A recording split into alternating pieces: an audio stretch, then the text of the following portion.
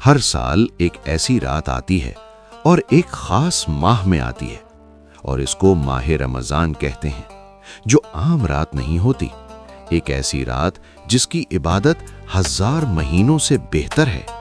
سوچئے، 1000 مہینے یعنی 83 سال سے زیادہ عبادت۔ ایک انسان پوری زندگی عبادت کرے تب بھی اس ایک رات کے برابر نہیں پہنچ سکتا۔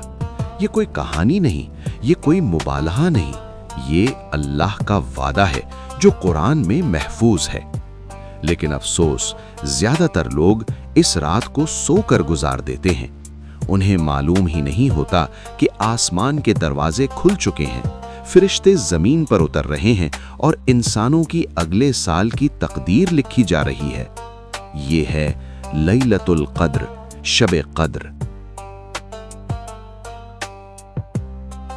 آج ہم جانیں گے شب قدر کیا ہے، اس رات کیا ہوتا ہے، فرشتے کیوں زمین پر اترتے ہیں، اور وہ کون سی دعا ہے جو نبی کریم صلی اللہ علیہ وسلم نے ہمیں اس رات کے لیے سکھائی۔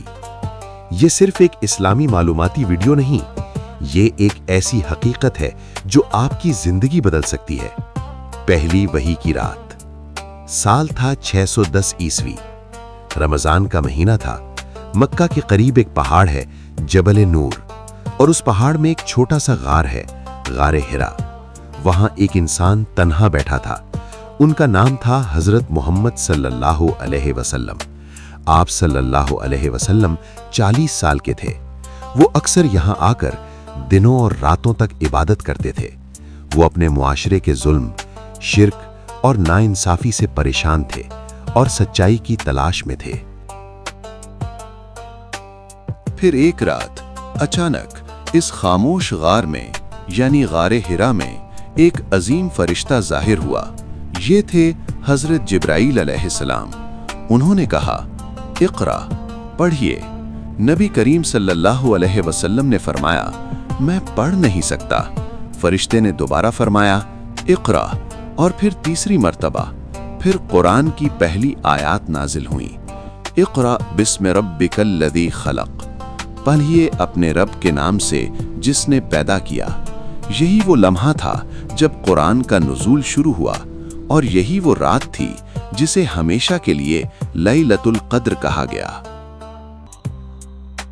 اللہ تعالیٰ نے قرآن میں ایک مکمل سورت نازل فرمائی جسے سورۃ القدر کہتے ہیں۔ سورۃ القدر میں اللہ تعالیٰ فرماتے ہیں، بے شک ہم نے قرآن کو شب قدر میں نازل کیا، اور تم کیا جانو شب قدر کیا ہے؟ شب قدر 1000 مہینوں سے بہتر ہے۔ اس رات فرشتے اور جبرائیل اپنے رب کے حکم سے نازل ہوتے ہیں، اور یہ رات فجر تک سراسر سلامتی ہوتی ہے۔ 1000 مہینوں سے بہتر ماہ، 1000 راتوں سے بہتر رات۔ 1000 مہینے کا مطلب ہے 83 سال سے زیادہ۔ یعنی اگر کوئی مسلمان صرف ایک رات اخلاص کے ساتھ عبادت کرے تو اسے 83 سال کی عبادت کا ثواب مل سکتا ہے۔ یہ اللہ کی وہ رحمت ہے جو صرف امت محمد صلی اللہ علیہ وسلم کو دی گئی۔ بہتر، 1000 مہینے کا مطلب ہے 83 سال سے زیادہ۔ یعنی اگر کوئی مسلمان صرف ایک رات اخلاص کے ساتھ عبادت کرے تو اسے 83 سال کی عبادت کا ثواب مل سکتا ہے۔ یہ اللہ کی وہ رحمت ہے جو صرف امت محمد صلی اللہ علیہ وسلم کو دی گئی۔ فرشتوں کا نزول۔ حدیث کے مطابق اس رات فرشتے اتنی بڑی تعداد میں زمین پر آتے ہیں کہ زمین فرشتوں سے بھر جاتی ہے۔ ہر مسجد، ہر گھر، ہر وہ جگہ جہاں اللہ کا ذکر ہو رہا ہوتا ہے، وہاں فرشتے آتے ہیں۔ وہ مومنوں کے لیے دعا کرتے ہیں۔ حدیث کے مطابق اس رات فرشتے اتنی بڑی تعداد میں زمین پر آتے ہیں کہ زمین فرشتوں سے بھر جاتی ہے۔ ہر مسجد، ہر گھر، ہر وہ جگہ جہاں اللہ کا ذکر ہو رہا ہوتا ہے، وہاں فرشتے آتے ہیں۔ وہ مومنوں کے لیے دعا کرتے ہیں۔ جبرائیل علیہ السلام کا نزول۔ صرف عام فرشتے ہی نہیں بلکہ حضرت جبرائیل علیہ السلام بھی زمین پر اترتے ہیں۔ وہی فرشتہ جو قرآن لے کر آئے تھے، وہی فرشتہ جن کے پر مشرق سے مغرب تک پھیلے ہوئے ہیں، وہ اس رات زمین پر آتے ہیں۔ تقدیر کی رات۔ قرآن کی سورۃ الدخان میں اللہ فرماتے ہیں، اس بابرکت رات میں ہر اہم فیصلہ کر دیا جاتا ہے، یعنی کون پیدا ہوگا، کون وفات پائے گا، کس کو رزق ملے گا، کس پر آزمائش آئے گی۔ یہ سب فیصلے اسی رات فرشتوں کو دے دیے جاتے ہیں۔ شب قدر کب آتی ہے؟ رسول اللہ صلی اللہ علیہ وسلم نے فرمایا، شب قدر کو رمضان کے آخری 10 دنوں کی طاق راتوں میں تلاش کرو، یعنی 21، 23، 25، 27 اور 29 رمضان۔ زیادہ تر علماء کے نزدیک شب قدر اکثر 27 رمضان کو ہوتی ہے۔ شب قدر کی نشانیاں۔ حدیث میں شب قدر کی چند نشانیاں بیان کی گئی ہیں۔ 1، رات پرسکون ہوتی ہے۔ 2، نہ زیادہ گرم نہ زیادہ سرد۔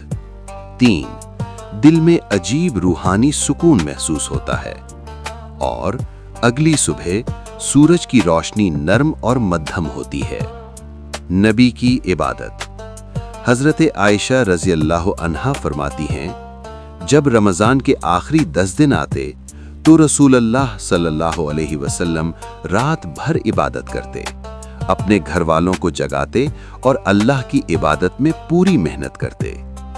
شب قدر کی سب سے افضل دعا۔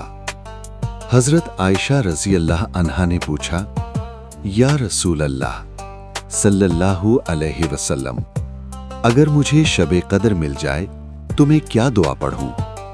آپ صلی اللہ علیہ وسلم نے فرمایا، یہ دعا پڑھو، اللہم انکا عفو تحب العفو فاعف عنی۔